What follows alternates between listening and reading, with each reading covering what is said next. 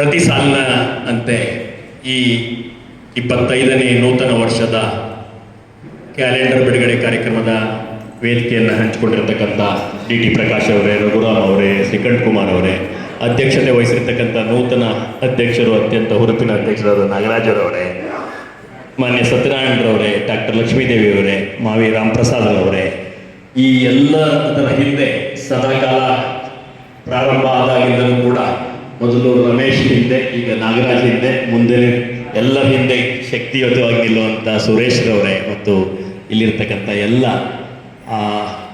ಕ್ರಿಯಾತ್ಮಕವಾಗಿ ಸದಾಕಾಲ ಚಟುವಟಿಕೆಯಲ್ಲಿರ್ತಕ್ಕಂಥ ಸಕ್ರಿಯ ಈ ವಿಪ್ರಜಾಗೃತಿ ಸಮಿತಿಯ ಸದಸ್ಯರುಗಳೇ ಮತ್ತು ನನ್ನೆಲ್ಲ ಸಹೋದರಿಯರೇ, ಅತೀವ ಸಂತೋಷದ ಒಂದು ಕ್ಷಣದಲ್ಲಿ ನಾವು ಈ ಒಂದು ವೇದಿಕೆಯಲ್ಲಿ ಇದ್ದೇವೆ ಅಂತ ಹೇಳಿದ್ರೆ ತಪ್ಪಾಗಲಾರದು. ಯಾವುದೇ ಒಂದು ಕಾರ್ಯಕ್ರಮಕ್ಕೆ ಶ್ರದ್ಧೆ ಅನ್ನೋದು ಬಹಳ ಮುಖ್ಯ. ಮೊದಲು ಒಂದು ಕಾಲದಲ್ಲಿ ಕ್ಯಾಲೆಂಡರ್ನ ಮಾರ್ಚಿವರೆಗೂ ಬಿಡುಗಡೆ ಮಾಡ್ತಿದ್ದಂಥ ಕಾಲನೂ ನಾವು ನೋಡಿದ್ವಿ. ಇವತ್ತು ನಮ್ಮ ಕ್ಯಾಲೆಂಡರ್, ನಾವು ಮಾಡಿಸುವಂಥ ಕ್ಯಾಲೆಂಡರ್ ನಮ್ಮ ಸದಸ್ಯರ ಮನೆಯ ಗೋಡೆಯಲ್ಲಿ ಮೊದಲನೇದಿರಬೇಕು ಅನ್ನುವಂಥ ಲೆಕ್ಕಾಚಾರ ಇಟ್ಕೊಂಡು ಅಷ್ಟು ಪೂರ್ವಭಾವಿ ಸಿದ್ಧತೆ ಮಾಡಿಕೊಂಡು ಆ ಕ್ಯಾಲೆಂಡರ್ಗಳನ್ನ ವರ್ಷ ಪ್ರಾರಂಭ ಆಗೋಕ್ಕೆ ಮೊದಲು ಬಿಡುಗಡೆ ಮಾಡಿಸಿ ವರ್ಷದ 1ನೇ ತಾರೀಕೆಲ್ಲ ಇದೇ ಕ್ಯಾಲೆಂಡರ್ ನೋಡಬೇಕು ಅನ್ನುವಂಥ ಮಾನಸಿಕತೆಯಲ್ಲಿ ಅತ್ಯಂತ ತುಂಬ ವ್ಯವಸ್ಥಿತವಾಗಿ ಈ ಕಾರ್ಯಕ್ರಮಗಳನ್ನ ಬಹಳ ವರ್ಷಗಳಿಂದ ಒಳ್ಳೆಯ ರೀತಿ ಆಯೋಜನೆ ಮಾಡ್ತಾ ಇರತಕ್ಕಂಥ ಈ ವಿಪ್ರಜಾಗೃತಿ ವೇದಿಕೆ ಎಲ್ಲರಿಗೂ ಕೂಡ ವಿಶೇಷ ಅಭಿನಂದನೆಗಳನ್ನ ಸಲ್ಲಿಸಲಿಕ್ಕೆ ಪಟ್ಟಿ ಬಂದಿವೆ. ಈ ಕ್ಯಾಲೆಂಡರ್ ಅನ್ನೋದು ಒಂದು ನೆಪ ನಮಗೆ. ಅದಕ್ಕಿಂತ ಹಿಂದೆ ಇರತಕ್ಕಂಥದ್ದು ಈ ಸಂಸ್ಥೆಯ, ಈ ಜಾಗೃತ ವೇದಿಕೆಯ ಸದಸ್ಯರನ್ನ ನಾವು ಕನೆಕ್ಟ್ ಆಗಬೇಕು. ಸದಾಕಾಲ ವಿಪ್ರಜಾಗೃತಿ ವೇದಿಕೆಯನ್ನ ದಿನಪ್ರತಿ ಅದನ್ನು ನೋಡಬೇಕು ಅನ್ನುವಂಥ ಸದುದ್ದೇಶ ಅದು ಹಿಂದಿತ್ತು. ಜೊತೆಗೆ ನಮ್ಮ ಸಾಂಸ್ಕೃತಿಕವಾಗಿ ಮಾಡುವಂಥ ಹಬ್ಬಗಳು, ರಾಷ್ಟ್ರೀಯ ಹಬ್ಬಗಳು ಮತ್ತೆಲ್ಲ ವಿಚಾರಗಳಿಗೆ ಸಂಬಂಧಪಟ್ಟಂಗೆ ನಮಗೆಲ್ಲರಿಗೂ ಕೂಡ ಮುಂಜಾಗ್ರತೆಯಾಗಿ ನಾವು ಅದಕ್ಕೆ ಪ್ರಿಪೇರ್ ಆಗಲಿಕ್ಕೆ ಬೇಕಾದಂಥ ಮಾನಸಿಕ ಸ್ಥಿತಿಯನ್ನು ನಿರ್ಮಾಣ ಮಾಡೋದ್ರಲ್ಲಿ ಕ್ಯಾಲೆಂಡರ್ ಬಹುದೊಡ್ಡ ಪಾತ್ರವನ್ನು ವಹಿಸುತ್ತೆ. ಅಂಥ ದೃಷ್ಟಿಕೋನವನ್ನು ಇಟ್ಕೊಂಡು ಸಾಂಪ್ರದಾಯಿಕವಾದಂಥ ವಿಚಾರಗಳಿರ್ಬೋದು ಮತ್ತು ರಾಷ್ಟ್ರೀಯ ವಿಚಾರಗಳಿರ್ಬೋದು ಎಲ್ಲವನ್ನು ಸೂಚ್ಯವಾಗಿ ಕ್ಯಾಲೆಂಡರ್ ಮುಖಾಂತರ ಎಲ್ಲರ ಮನೆಗಳಿಗೆ, ಸದಸ್ಯರ ಎಲ್ಲರ ಮನೆಗಳಿಗೆ ತಲುಪಿಸುವ ಒಂದು ಸಾಧನ ಈ ಕ್ಯಾಲೆಂಡರ್ ಆಗಿದೆ. ಈ ಕ್ಯಾಲೆಂಡರ್ನ ಈ ಸಾರಿ ತಲುಪಿಸುವಂಥ ಜವಾಬ್ದಾರಿ ಮಾನ್ಯ ನಾಗರಾಜ್ ಅವರಿಗೆ ಬಂದಿದೆ. ರಮೇಶ್ ಅವರನ್ನ ನಾನು ಈ ಸನ್ನಿವೇಶದಲ್ಲಿ ವಿಶೇಷವಾಗಿ ನೆನಪು ಮಾಡಿಕೊಳ್ತಾ, ಅವರ ಕೊನೆಯ ದಿವಸದವರೆಗೂ ಕೂಡ ಈ ಜಾಗೃತಿ ವೇದಿಕೆಯ ಬಗ್ಗೆ ಇರ್ತಕ್ಕಂಥ ಕನೆಕ್ಟಿವಿಟಿಯನ್ನು, ಆ ಸೇವೆಯ ಮನೋಭಾವವನ್ನು, ಈ ರೀತಿಯಾಗಿ ಶ್ರದ್ಧೆಯಿಂದ ತೊಡ್ಕೊಳ್ಳುವಂಥ ವಿರಳವಾದ ವ್ಯಕ್ತಿಗಳಲ್ಲಿ ರಮೇಶ್ ಇದ್ರು ಅನ್ನೋದು ನಮ್ಮ ಜೊತೆಗೆ ಸದಾಕಾಲ ನೆನಪಿನಲ್ಲಿರುವಂಥ ರೀತಿಯಲ್ಲಿ ಕೆಲಸ ಮಾಡಿದಂಥವರು ರಮೇಶ್ರವರು. ಅದು ನಾನು ಯಾಕೆ ಹೇಳ್ತಾ ಇದ್ದೀನಿ ಅಂದರೆ, ನೂತನ ಅಧ್ಯಕ್ಷರು ಇವತ್ತು ವೇದಿಕೆ ಮೇಲಿದ್ದಾರೆ. ಅವರಿಗೆ ಆ ಜವಾಬ್ದಾರಿಯನ್ನು ನೀವು ತಗೊಳ್ತಾ ಇದ್ದೀರಿ. ಅದಕ್ಕಿಂತ ಒಂದು ಹೆಜ್ಜೆ ಮುಂದೆ ಹೋಗುವ ರೀತಿಯಲ್ಲಿ ನೀವು ಕೆಲಸ ಮಾಡಬೇಕು ಅನ್ನೋದು ನಮ್ಮೆಲ್ಲರ ಅನಿಸಿಕೆ ಆಗಿದೆ.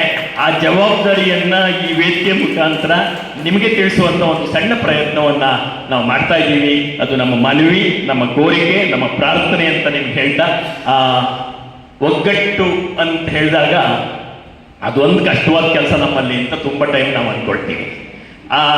ಈ ವಿಪ್ರಜಾಗೃತಿ ವೇದಿಕೆಯ ಯಶಸ್ಸಿನ ಗುಟ್ಟು ಒಗ್ಗಟ್ಟೆ. ಆ ಒಗ್ಗಟ್ಟು ಇನ್ನು ಮುಂದೆ ಇನ್ನೂ ಸುಭದ್ರವಾಗಿ ಹೋಗಲಿ.